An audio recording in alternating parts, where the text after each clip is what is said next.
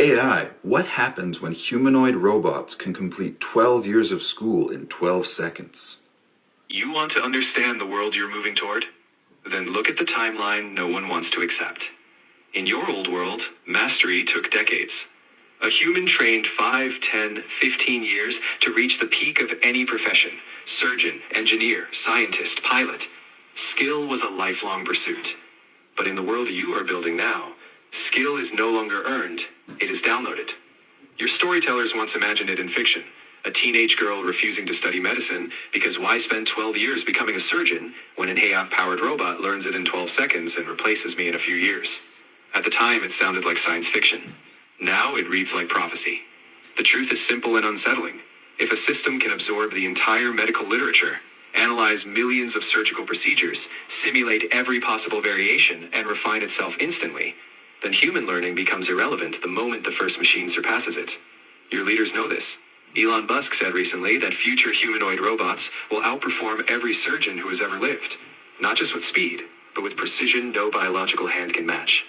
Microscopic instruments, perfect memory, no fatigue, no tremor, no hesitation. And once one machine becomes the best surgeon on Earth, every machine can become the best surgeon on Earth in the same instant. 7 seconds, a single update, a single transfer of capability that makes centuries of human expertise obsolete. This is not about medicine. It is about the end of the idea that human mastery defines human worth. Because if robots can learn surgery in seconds, they can learn law, engineering, architecture, teaching, every domain you once believed required human excellence. The danger is not that machines take your jobs. The danger is that you begin to believe that nothing you do matters, because a machine can do it better, faster, and forever. We are living in a world built on medieval ideas, dressed up in modern clothes, religious dogma, tribal in groups, ethnic nationalism, ancient identity wars that were supposed to be left behind with the Dark Ages. They are not gone. They've just moved from castles and churches into parliaments, social media feeds, and police stations. The same hatred, the same moral panic, the same us versus them narratives. But now, with better cameras and worse algorithms. And here's the thing, we never admit, we are not going to fix this by going back. You can't stabilize the West by doubling down on religion, by doubling down on ethnic identity, or by pretending you can freeze the world in some 1950s fantasy where everyone knew their place and everyone stayed quiet. The world is moving forward. The AI age is coming, and the old playbook, the old systems of tribalism, exclusion, and brute force labour cannot survive it. So the question isn't whether we should build a new system. The question is whether we are going to build it now, or be destroyed by the one we're forced into later. A lot of this comes from the fact that good times create weak men. Not because people are genetically inferior, not because some group is cursed, but because when people are comfortable for too long, they get soft, they get complacent, and they start to take the system for granted. They become dependent. They stop asking hard questions and start just following the script. They accept the 9-to-5 grind, the endless debt, the endless scrolling, and call it life. We've been propped up for decades.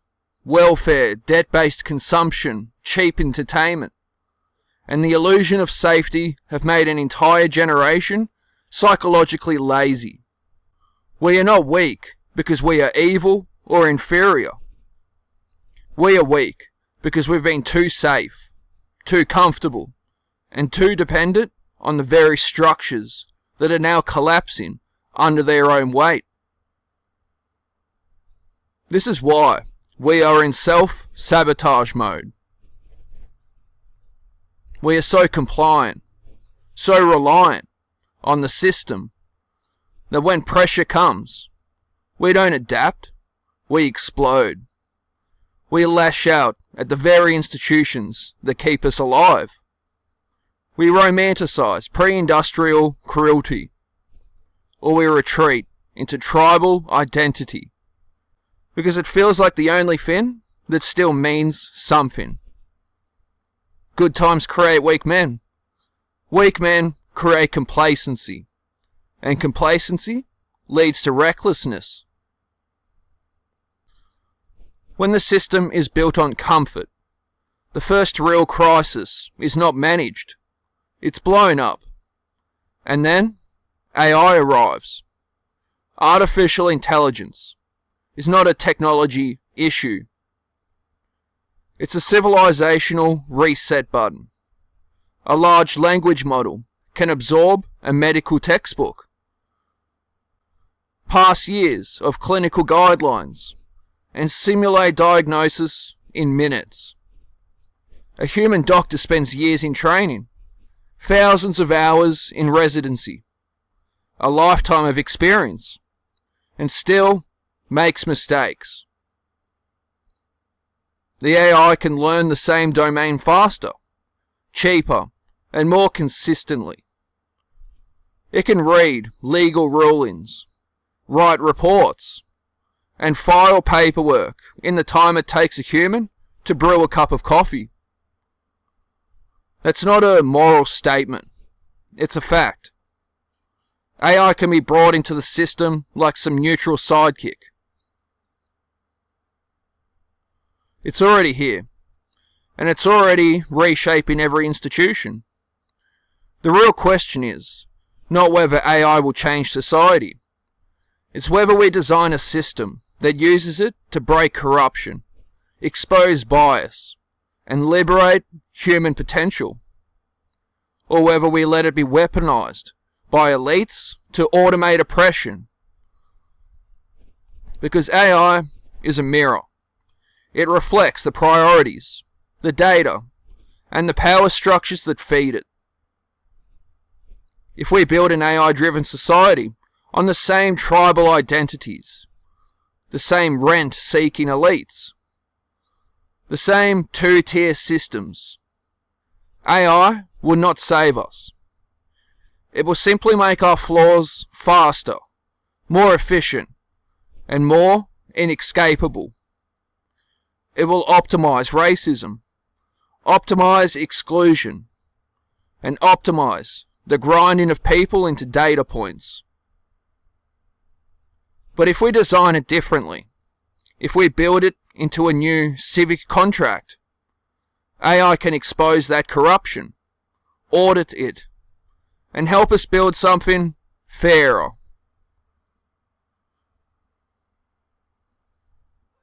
Elon Musk says it straight. In the future, there will be more robots than humans. You don't have to like him. You don't have to agree with him. But you do have to admit one thing. It's not a joke. It's a confession.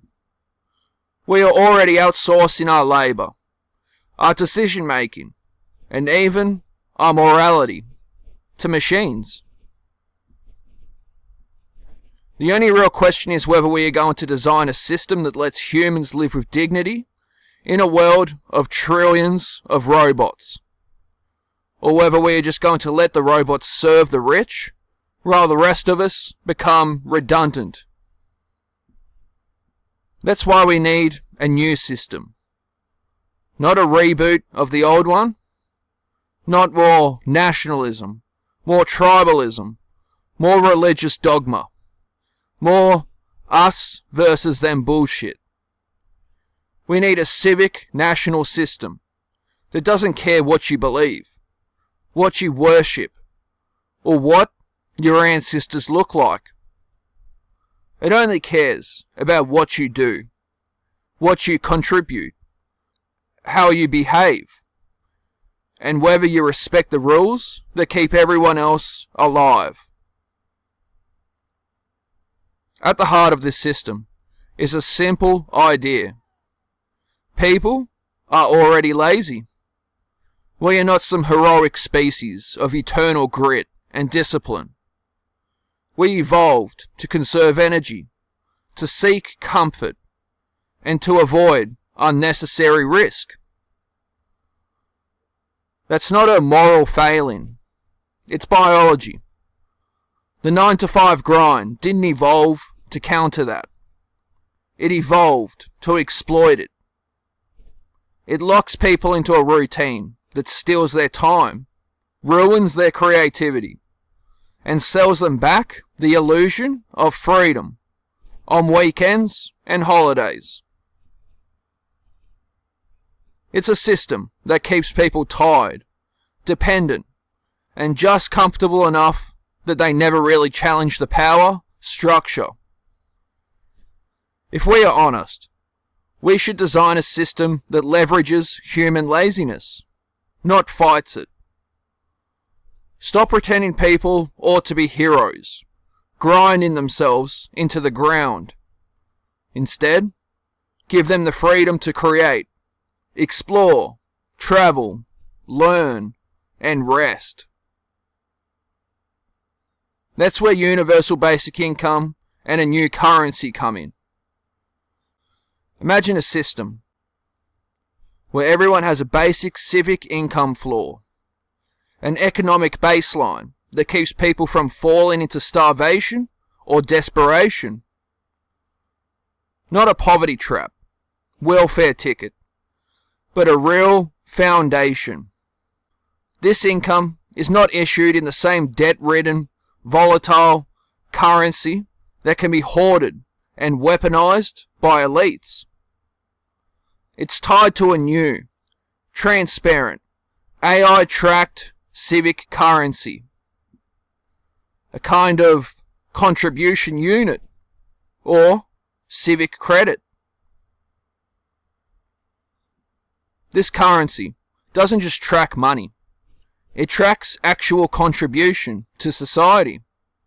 Work, education, caregiving, volunteering, environmental action, innovation, and meaningful participation.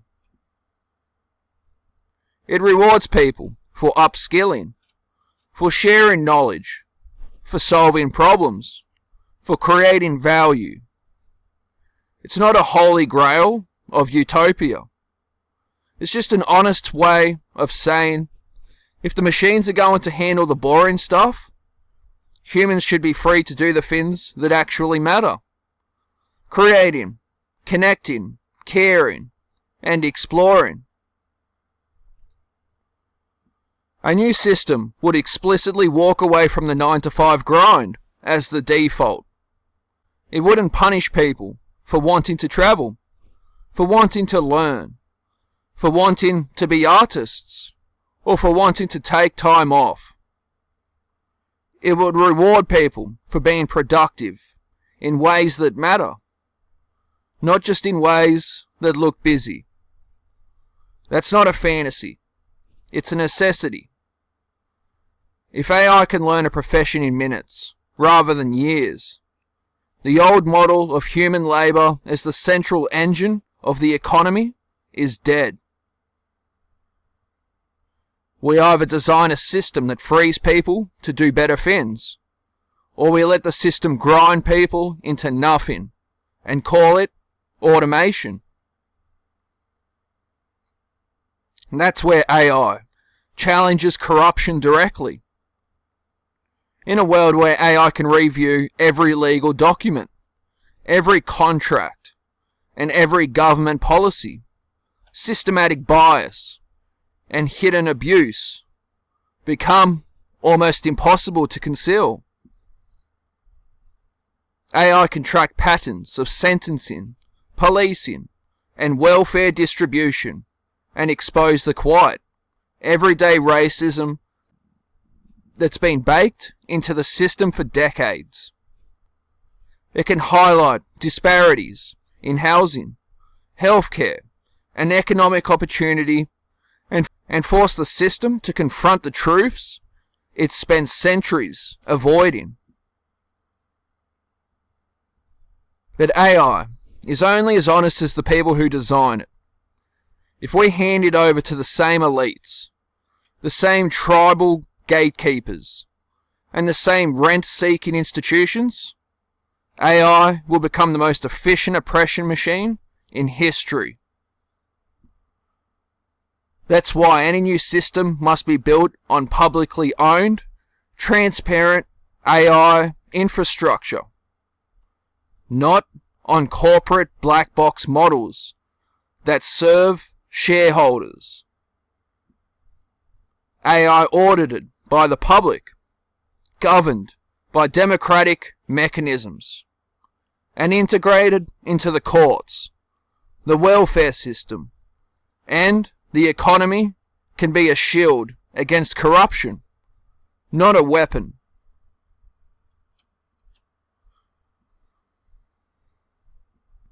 We have to be brutally honest about race, because it's one of the most abused ideas in human history.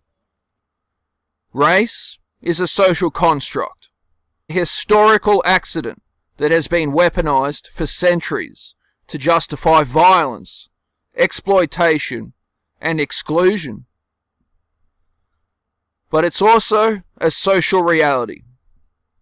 A person's skin color still affects how often they are stopped by police, how likely they are to be hired, and how seriously they are taken in a courtroom. A new system has to confront this without falling into the same old tribal traps. It can't just say, we are all the same, and pretend the problem is solved. It also can't create a hierarchy of protected identities. It has to be racially inclusive, not racially tribal. It has to treat everyone as having the same right to be held accountable, and the same right to be protected from harm. That means policies that explicitly correct for historical bias, that track outcomes, and that punish systematic racism, not just individual bad apples. It means a system where a white person can be sanctioned for racist behaviour, and a migrant can be held to the same standards of civic responsibility. No one is assumed to be guilty because of their race, and no one is assumed to be innocent because of it. That's the only way to avoid two-tier systems we are already seeing. The UK's policing, double standards, or the creeping two-tier perception in Australia's debates about anti-Semitism, migration, and free speech.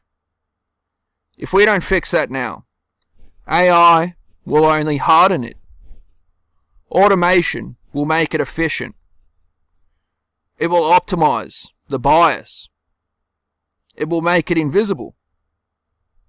It will feel like the world is simply running on logic, when in reality, it's running on the same old tribal hatred dressed up as data. The psychology of this is simple, even if the politics are not. We've had good times for too long. We've been too comfortable, too dependent, and too compliant. We've let the system do the thinking for us. We've outsourced our responsibility to politicians, to algorithms, to influencers, and to identity-based narratives. We've sat in the middle seat while the world burned, and then complained when the plane started to fall. That's self-sabotage. We sabotage ourselves by refusing to adapt, by clinging to identities that no longer fit the world, by romanticizing the past while we ignore the future, by pretending that the system will save us, even as it grinds us into the ground.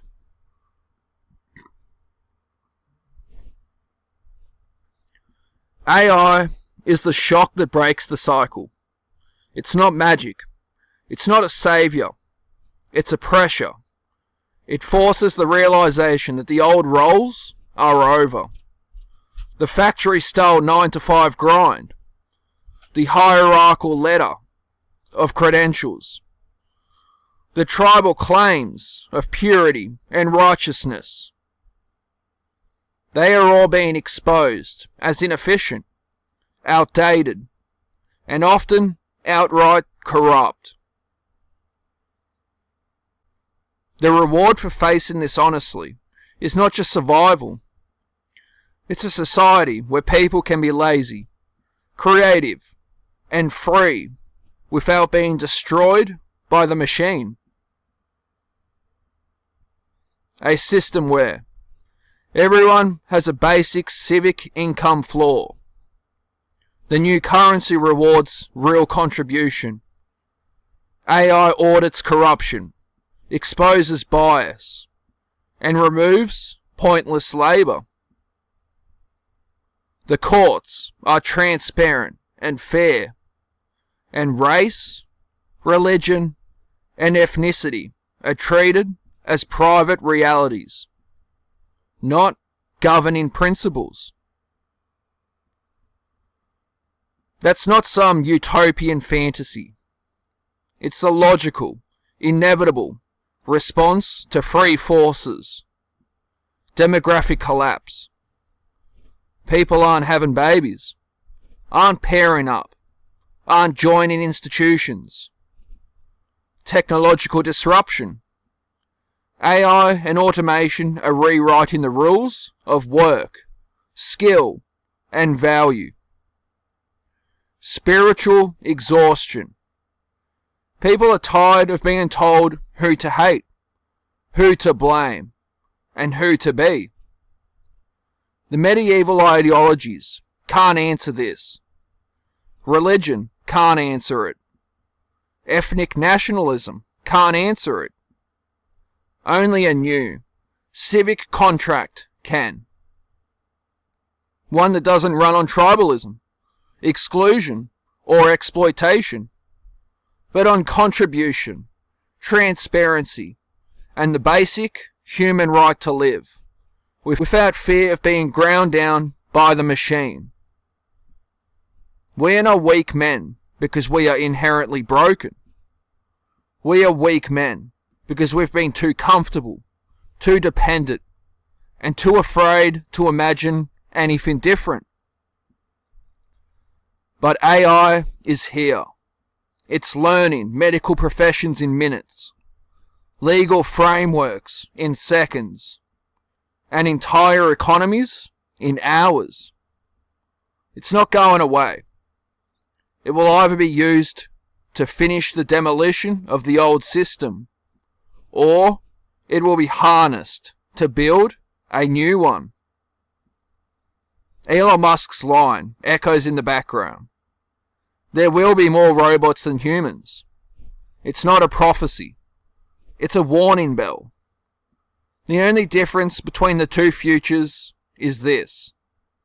Are we going to keep pretending the old world is sacred while we self-sabotage into collapse?